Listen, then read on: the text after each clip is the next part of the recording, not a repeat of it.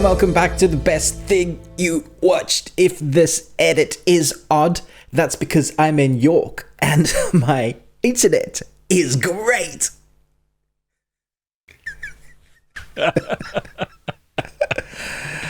I got 3 words of that. Brilliant. And Ruben disappeared. But hey, you know what? I actually can hear you better now, so that's fine. Cool.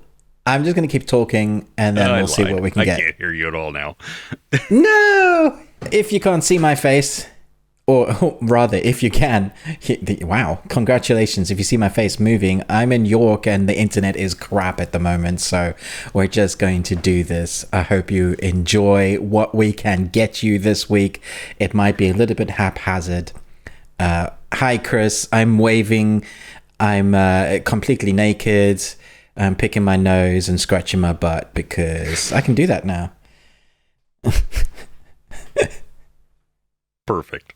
Awesome. And I thank you for that visual too. I didn't need that.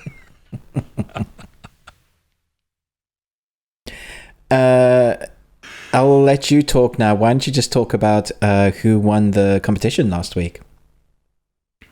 Okay, that sounds good. We had Chris Retzlaff and Red Comet. Nostromo had 2 out of 3, but just I stumped him on the last one. The theme last week was Gary Busey. So the first number 1 was Point Break, then Lethal Weapon. He was Mr. Joshua in that one. Barely had any lines, really. And then Rookie of the Year, which is a great family kids movie. So congratulations to them. Here are this week's, and just, put your answers in the comments. Make sure you give a little bit of space so that everybody has an opportunity to guess. But here we go. Did I miss 60B? Number 2. What man is a man who does not make the world better? Number 3. Shall I describe it to you, or would you like me to find you a box? So, I think these are on the easier side. But let us know. Ruben, I'm going to assume you have a question, and I'm going to cross my fingers that I get to hear it all. You want to ask it? Yeah, I will. Those questions were pretty good. Reminded me of what's in the box? What's in the box? But yes, what is your current favorite comedy horror? Because we've had quite a few this year, the last few years, that have been really quite good. There's a new genre that I think that's taking off again. So I'd love to hear your thoughts, Chris, and the people in the comments of the favorite current comedy horror. We have had some really good ones lately. Even I think we're going to talk about one this week. But for me, still at the reigning champion is Tucker and Dale versus Evil. Tyler Labine and Alan Tudyk just they're kids are threw himself in the wood chipper. Just. It's so funny. I mean, the first time it's only been in the last couple of years that I first saw it, maybe a handful of years, something like that.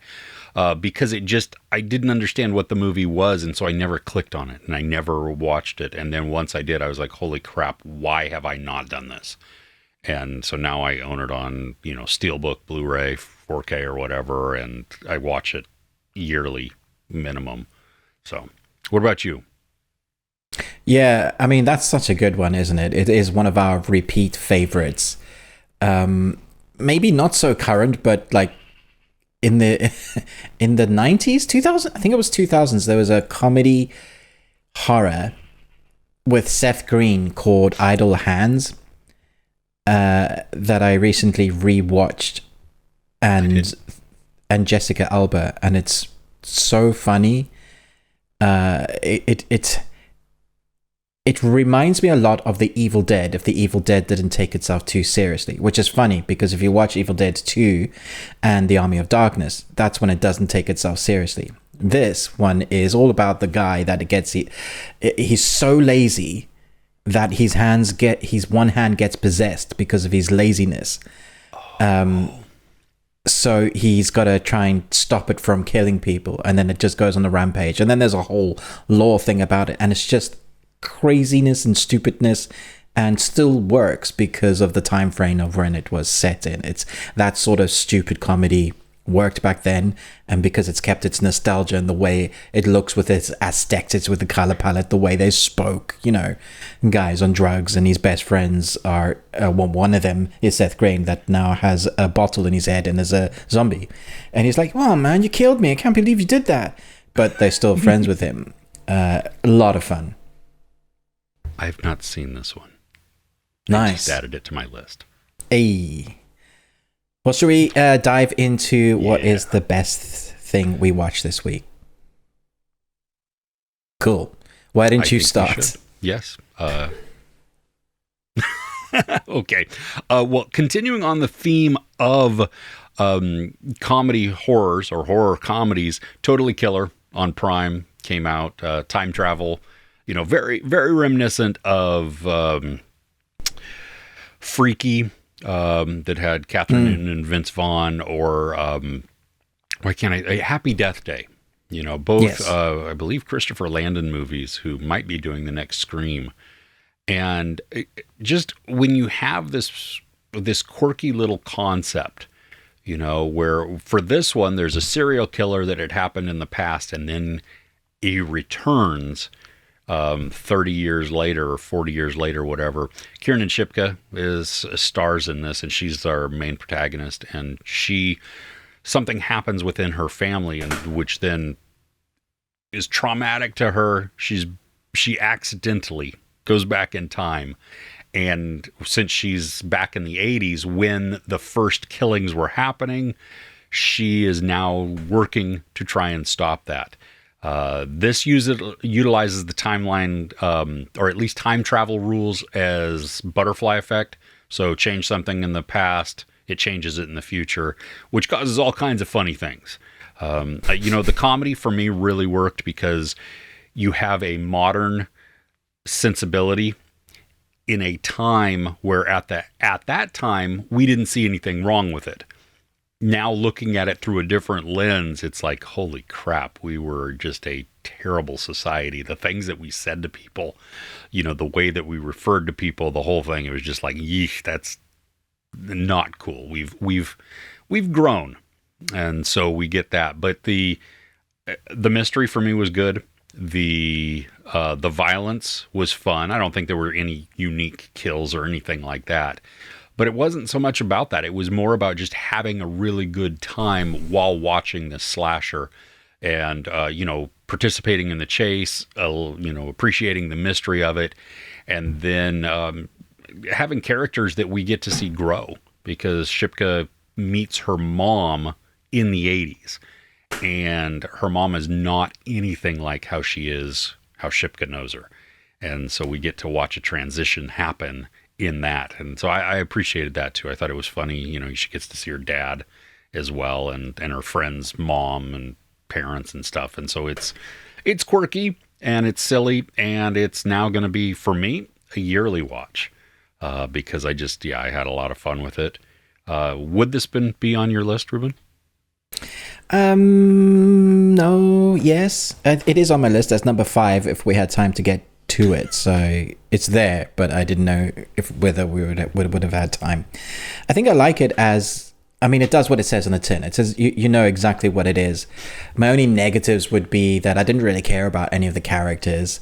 I liked the fish out of water with Kiernan Shipka, and I'm not sure that I liked her being bossy to everyone that was in the 80s, because they don't know that they're in the 80s. They're just living that time. So everybody that's doing things that would not be okay in her time, in their time, it's exactly what things are. So she comes across as very like, oh, you're wearing a shirt that has boobies on it, and now just like, that's totally the 80s.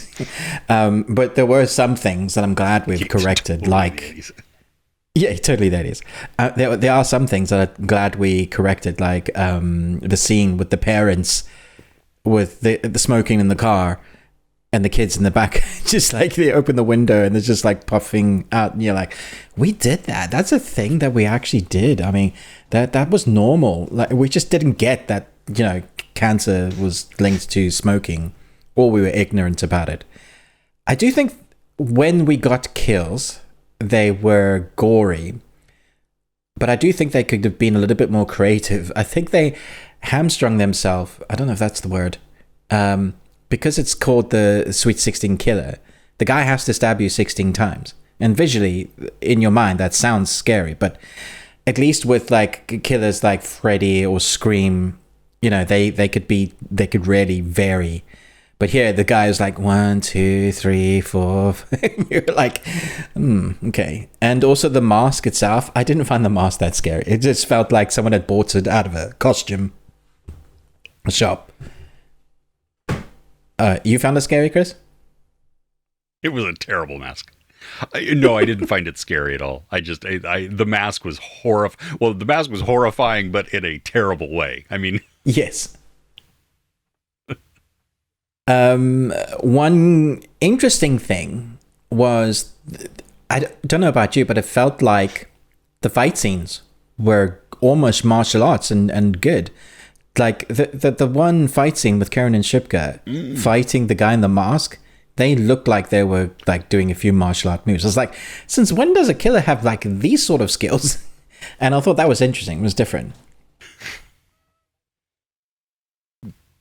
Yeah, I love that you're nodding and you're trying to catch up to what I'm saying when I'm saying it. And now I'm just talking over you because you're like, how many seconds is this going to catch up with? And this is comedy genius.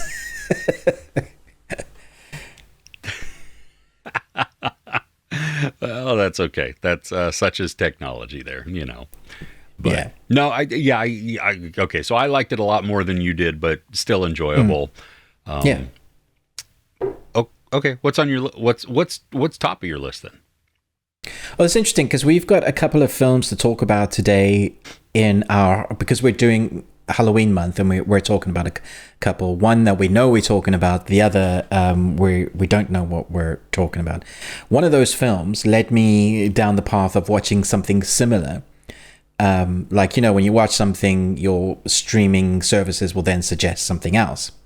So I watched a movie that's PG-13, but it has no right being PG-13 or as scary as it was. The only detriment that I can find about it is that it goes a little bit Hollywood towards the end, like a sort of, hey, this is where we're going to blow our budget. But I don't know if you've ever seen the film called The Cave. Yeah. So very similar to The Descent. The Cave... Oh, maybe you haven't. Okay, so The Cave, basically there is what you would call the best of the best deep cave divers. These guys will go down crevices miles deep in the earth, even if it's like blocked up with water, and it's their job to kind of map out places to go and find underwater kingdoms and lost civilization stuff. That's kind of the premise. So this one, they get asked to come and look at a new cave development that has been found, and basically they're 2 miles down and 5 miles in, and then there's a little avalanche and they have to find their new way out that deep. So immediately you're scared for them because they've got a certain amount of oxygen with their tanks, there's a lot of water, and that would be scary enough. But then because it's a civilization that has been not seen for like long time, there's a species that's under there with them that has evolved over time to be the top of their predator, like the top of the predator tree, and then it becomes them surviving. And I thought it becomes like a tense thriller action movie, and it's just a wild ride. And the way the claustrophobia is filmed, the underwater sequences, the darkness, I thought, holy crap, is this PG-13? I don't get that at all. It's very harsh I think in the UK it's a 15, but in America you guys are used to all your guns and stuff, so you know. Yeah, we're less concerned about violence, so. No, I'm just prodding the bear. So we just, blur out the nudity and and anything like that. That's natural. Yeah. This looks fun. I'm going to add this to my list. When you said cave, it brought back memories of truly the most horrifying movie I've ever seen. That's actually not even a horror, called Sanctum. And it was that's damn good. Yeah, that's also with water about a cave. Yeah. Claustrophobia, and there's no monsters in that. It's just life, and it is just real nail biting and yeah. Yeesh. Cool. All right, from 2005. I'm gonna check that out. Yeah. Cool. We good to move on? Yep. Okay. Lupin Part 3. French Netflix mystery thriller caper adventure series. Honestly, season 2 didn't grab me as much as the first season did. I mean, it was still fun, but it didn't invest me as much. This one, holy crap, I was like fully invested in it. I was having a blast good again? Because it is. It's more of it's more personal this time, which I know the whole thing has been personal, especially season 2, because at the end of season 1, Lupin, or actually it's Hassan's son, gets kidnapped. And there's all kinds of inner workings and everything. And so this one, though, dives more into his past and utilizes his past to inform his present. And I had a lot of fun. The biggest, I think, downfall that the series as a whole has, and that may be just because of the books that these are, based on, the capers that these are based on as at least the source material. We always know that Hassan is working a scheme. So it's always a Mission Impossible type thing, or an Ocean's 11, that what we see is not what actually happened. There was a lot more intricacies to it. And so it removes some of the surprise, because at some points we're like, oh, well, that didn't really happen. And I would like for something to actually really happen the way that we watched it play out exactly, with no inner workings or anything else, because then it becomes a surprise. We're like, oh, wait a minute. I don't know whether or not to believe this. But I had a blast with it. I was really invested in it because of the story. They add some new familial elements and tensions within there that I think really works well. Not only to build out Hassan, but then to invest you more in some of the side characters that haven't gotten as much prominence. I thought the series was ending too. I thought it felt like it was wrapping up, like it was just going to be, this is a good cap to it. And then, holy crap, at the end of episode 7, they do a twist, and you're like, oh my gosh. So that's a good thing? It's, it's 7 episodes, each, 45, 50-ish minutes long, something like that, close to an hour or whatever. Not a fast binge, but I binged through it fast, because it was just, I was riveted and couldn't get enough. Nice. I'm so glad it's good again, because, like you, I wasn't a huge fan of the second part. I feel like I should say over and out. Roger. I wasn't a huge fan of the second part. Loved the third part. No, that's wrong. Wasn't a huge fan of the second part. Loved the first part. But I am excited about the third part, perhaps? You can't hear me at all anymore, can you? I have no idea if you're talking. I hear you laughing now. But I heard nothing of what you said, if you said anything.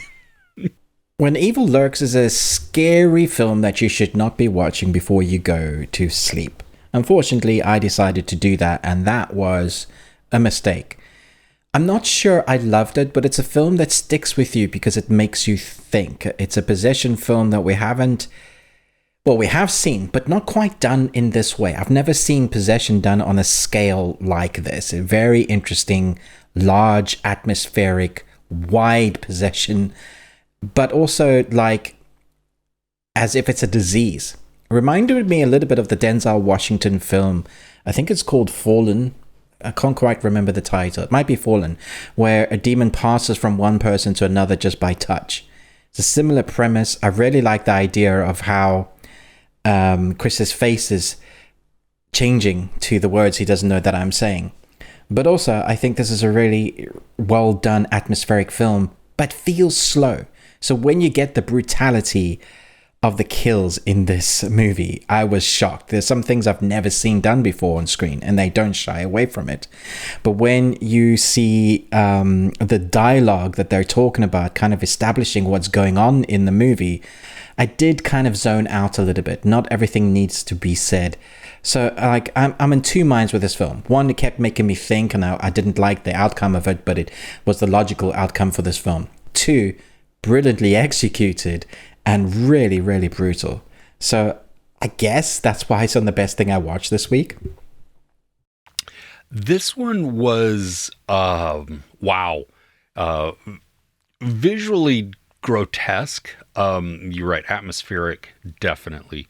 I was, gosh, what do I want to say about this? This is not on my list because I felt the story was a little bit too messy, that it didn't stick with its own rules that it had established. That does not take away, though, from the horrifying visuals and the spectacular practical effects that they employed. I mean, that was, if you like gory visuals, if you like when things are not off limits, this one delivers that. It's, you know, you may have said, because I couldn't hear you, you may have said it's Argentinian, and so it's the mix of rural, like very rural, and then town and city. I mean, it was great because you bring in modern ideals, like police and people living with, all kinds of electricity and everything else. And then you also have the farmhouse that has zero electricity to it, and only lamplit lights and everything. And that's what, you need in this world to prevent the spread of the possession. I thought that was unique too. I really liked that idea. It was fun. It was gross. It took a little bit too long for me to get to some of the things. Like once they started the momentum, there was like, oh, this is crazy. And then it would drop back down again in the tension and then kind of amp back up. And then, we would have some things where they didn't stick to what they had agreed to as far as, well, if you touch this, this happens or whatever. I loved the futility of everybody's, at least the seeming futility that happens within everybody's movements and their decision making, because that adds this layer of I don't even know what word that was going to be. It adds a layer of dread that just permeates everything, because when you look at it and when you see all these actions and it's like, nothing I do is going to matter, will it? That just, it brings everybody's morale down and it just becomes hopeless, which is excellent for a story like this. So what's next on your list, Chris? So funny enough, so just as context, Ruben and I chose for Horrorween, I don't know if that's trademark, but we're going to use it also if not, and if nobody else has used it, it's ours. But we chose one movie to talk about that we watched together, and then we each chose a horror film that we just wanted to watch this time. For me, I'm not going to touch on it too much because I am I will. Well, I can't totally because anyway, mine, I watched People Under the Stairs. It's a Wes Craven film. And when I say I watched, I saw less than half of it and I turned it off.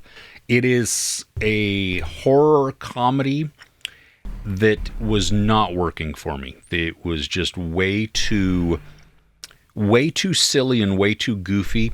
even though I appreciate what it was trying to tell. I mean, it's attacking racism and classism, and just by making you have some gross people who don't allow children out, and then they have somebody living in their walls, and then they have more things living in their walls, and they feed them.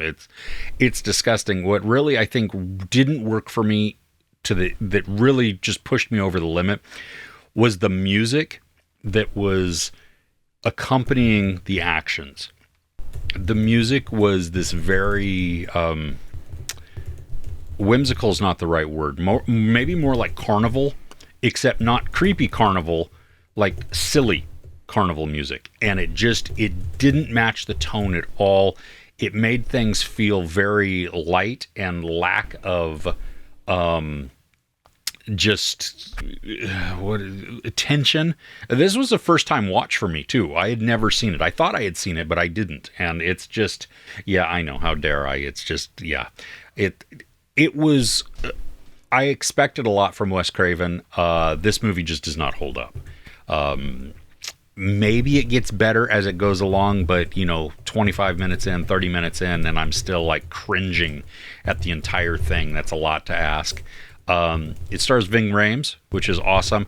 And fun fact, the lead actor in this is actually in Mighty Ducks, and is it The Sandlot?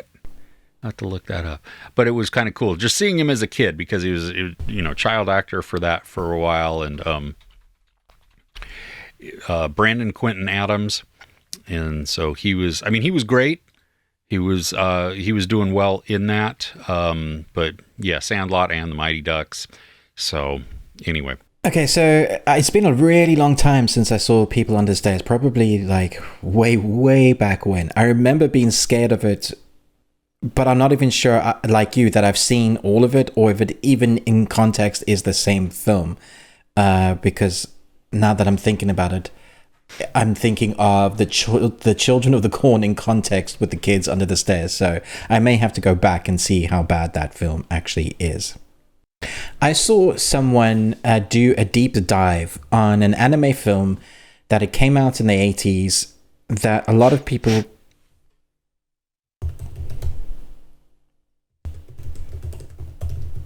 Oh, Chris, this is Legend of the Overfiend. That a lot of people say that you shouldn't be watching because it's bad. It has so many themes that are nasty and grotesque and very adult. I 100% agree with that. But actually, it's an anime that has incredible animation, and the story is messed up, but it's the most anime of all time. There's this guy, seemingly normal geeky kid, that shouldn't be what he becomes. But at one point in the film, you're having giant penises the size of skyscrapers destroying buildings, and then you're having demons taking over the world. It's a really dark horror look, and it's almost like an answer to what Akira was. If you thought Akira was going out there, Legend of the Overfiend is one of the goriest and creepiest anime movies that has now become cult status, and actually a lot of the people that used to go, no, that's a terrible film, now regarded it as one of the best. So if you can handle goriness and everything that was the 80s and things that you probably couldn't make now, then I would suggest watching this if you're an anime fan. I am done now, Chris. I am done now, Chris.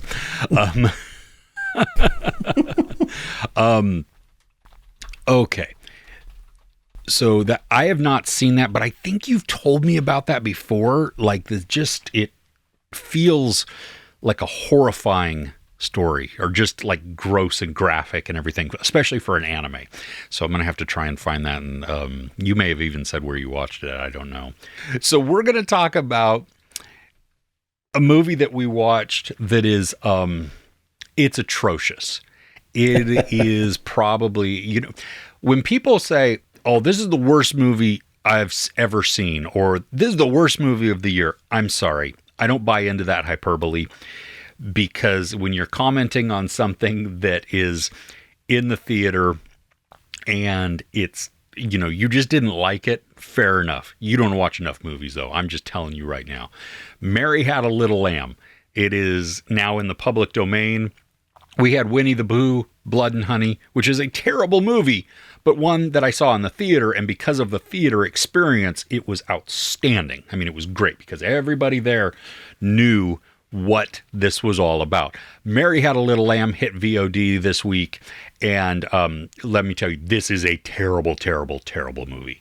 This could be the worst movie of the year, but we do have one that hit the public domain coming up in another 2 weeks, so that may actually take the reign. We don't know. We'll find out. This is boring. This is just like, I think you said, Ruben, in your review, like even worse than student film making, because the cinematography is, for the most part, not good at all. Too close, that stuff. The lamb man, her boy, Mary's boy, who's the little lamb, except he's not little. It's just a mask. There's nothing else to it. There's no movements to it. There's no nothing. I mean, not even glowing eyes. Something would have been a lot more fun with that. We have people that show up to this place, and you're right, because I thought it was Emma Stone at first, and it was certainly an Emma Stone look-alike. And Ruben has completely left me now. Yeah. I hated it. I hate this movie because there's actually a semblance of a good movie in here if they edited it well. The worst thing for me, and literally there is a lot to dissect as to how to make a bad student film, which this isn't. It had a budget of just under 100 grand. The Evil Dead had a budget of 100 grand, so don't come at me with like, oh, there's a small budget. No. The buzz track, the score, there literally is no buzz track in some of the parts of the movie, so they cover it with score. But some of the score doesn't make any sense to what's happening. And then when you're getting kills, they dip down the music, have it melancholy, making no sense. So you can't hear like the guy's head being chopped off. All you hear is some sort slightly, but something's happening because the visuals on screen is telling you something is happening, but there's no other cues. It's like they have all these edits and then they edit it together without looking at the other edits. I liked part of the score, especially in the first port. No, wait, listen to me. Wait. Like when I'm listening. The redhead is having a conversation with Mary, the music is foreboding and it's building and it matches the tone really, really well. Yeah, you're right though. When we get to the the kills, it's mismatched. There's a huge lack of Foley in this that we just the sound effects, the natural walking noises, all of that. It's just like, and I think that's because they probably just didn't have the right equipment, and probably, yeah, which is no excuse, but I mean. Yeah. You mentioned in your review, there's literally a part, and it happens a few times, where it seems like someone's sitting on a microphone, and because the ambience of it is like it's been ruffled. Okay, I didn't get the whole thing, but I think I know the context. Because there was like, especially in the one scene that it was the most distracting for me was when the redhead again in that scene was talking with Mary in front of the fireplace, and it would flip back and forth. Now, they're supposed to be eating, but we never actually watch them eat. And so the noise, the sound effects, the Foley, which they have at this point, and probably just not, it's probably just off-camera noise that's, but we get these weird sounds. Like it's like, or, and it's, but we don't see anything. And so it's very distracting because we've never been giving exactly. It's so bad because you're like, if you're going to show somebody eating and capture these sounds, or if you're not going to remove these sounds in the edit, then take a wider shot. You know what I mean? Show them both together versus this back and forth thing. And because we did get a wide shot at one point, we got to see them. And anyway, yeah. So if you come at us and you say, this is the worst movie I've ever seen, and it's like just a middle of the road movie. No, you need to go watch more movies. Each week I could probably tell you a worse movie than some of these. Doesn't mean you hated it. It doesn't mean that it's the worst movie ever. There's actually one good part in this movie, Chris. But just the best part is what you heard. I didn't hear anything. I heard... okay. I was just talking about Mary herself. That one conversation with her on the couch I thought was really good. They had the workings of something that could have been disturbing, deep, gross, whatever. But they stayed very surface level and very just stupid the entire way through. Yeah, they really did. All right. Well, this has been an interesting show, to say the least. We do thank you for joining us, putting up with this. Hopefully you've put up with this for this. Next week, we will be back with full video, full audio, hopefully working and completely in sync and making sense, not seeming like just two different conversations. You can say that this is the worst movie that you've seen, because this is probably highly entertaining and highly stupid all at the same time. But hey, we have a Patreon opportunity at patreon.com/thebeardedones. It's £1. There's over 60 videos. New ones being added all the time. There's different tiers that you can join in if you want, that give you different levels of access and different abilities to request different items from us that we would, talk about or discuss or whatever. There's also a couple that are outside the paywall, so you can check those out as well just to see what we get up to. Again, it's on the screen. It's in the description below. We appreciate and just love our patrons that we have. We have a lot of fun chatting with them. It's a nice little community there, and so that's outstanding. If you'd like to be part of that, patreon.com/thebeardedones. Head over to YouTube, and while you're actually on YouTube watching this, like, share, subscribe. Ruben with the Ruby Tuesday. Me, Chris, Movies and Munchies. If you're watching on Ruben's channel, head over to Chris. If you're watching on Chris's channel, head over to Ruben. Give love that way. Share it amongst your friends, even if it's not this video, other ones. Let us know what your favorite horror comedy is. Like Ruben had asked, don't forget about the movie quote quiz. And okay, with that, we're going to end this nonsense. Thanks so much for joining us. We'll see you next week.